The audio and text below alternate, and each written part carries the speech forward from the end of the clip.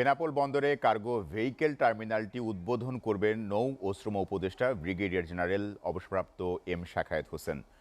বেনাপোল বন্দরে দীর্ঘ প্রতীক্ষিত ভারতের পেট্রোপোল বন্দর ঘেঁষে নির্মিত কার্গো ভেহিকেল টার্মিনালটির কার্যক্রম বেলা 11টায় উদ্বোধনের মধ্য দিয়ে শুরু হচ্ছে।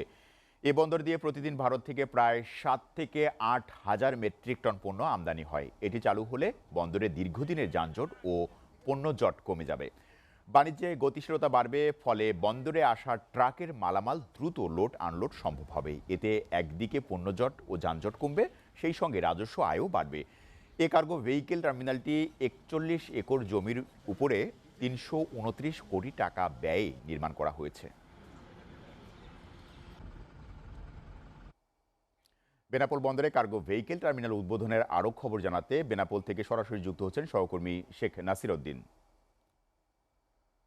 নাসির, এই কার্গো ভেহিকেল টার্মিনাল উদ্বোধনের ফলে ব্যবহারকারীরা কি ধরনের সুবিধা পাবেন, বিস্তারিত কি তথ্য আছে আপনার কাছে জানাবেন। হ্যাঁ, জি, আপনি যেমনটা বলছিলেন, আসলে দুই দেশের মধ্যে বাণিজ্য অর্থাৎ গতিশীল করার লক্ষ্যে এই বেনাপোল স্থলবন্দর বিগত 4 বছর আগে এই কার্গো ভেহিক্যাল টার্মিনাল অর্থাৎ কার্গো ইয়ার্ড নির্মাণ প্রক্রিয়া শুরু করে। 41 একরের ওপরে এই কার্গো ইয়ার্ডটি নির্মাণ ব্যয় ধরা হয়েছিল 329 কোটি টাকা, যার ফলশ্রুতিতে আজকে বেলা 11টার সময় নৌ পরিবহন মন্ত্রণালয়ের উপদেষ্টা এম শাখাওয়াত হোসেন তিনি এই কার্গো ইয়ার্ডটি উদ্বোধন করবে বলে বন্দর কর্তৃপক্ষ আমাদেরকে নিশ্চিত করেছে।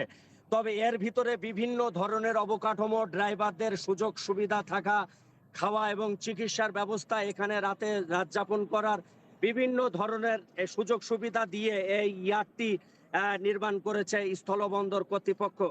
দুই দেশের বাণিজ্য বৃদ্ধি হবে এবং এই যে ট্রাক বেনাপোল স্থলবন্দরে ঘিরে যে যানজট সৃষ্টি হয় এটি হবে না বলে এখানে স্থানীয় ব্যবসায়ীরা তারা আসলে এটা ভালো দিক দেখছে বলে যেটা ব্যবসায়ীরা বলছে। তবে বেলা 11টার সময় নৌ পরিবহন মন্ত্রণালয়ের উপদেষ্টা এম শাখাওয়াত হোসেন তিনি এই কার্গো ভেহিক্যাল টার্মিনালটি উদ্বোধন করবে বলে জানা গেছে। এই ছিল সর্বশেষ বেনাপোল স্থলবন্দর থেকে।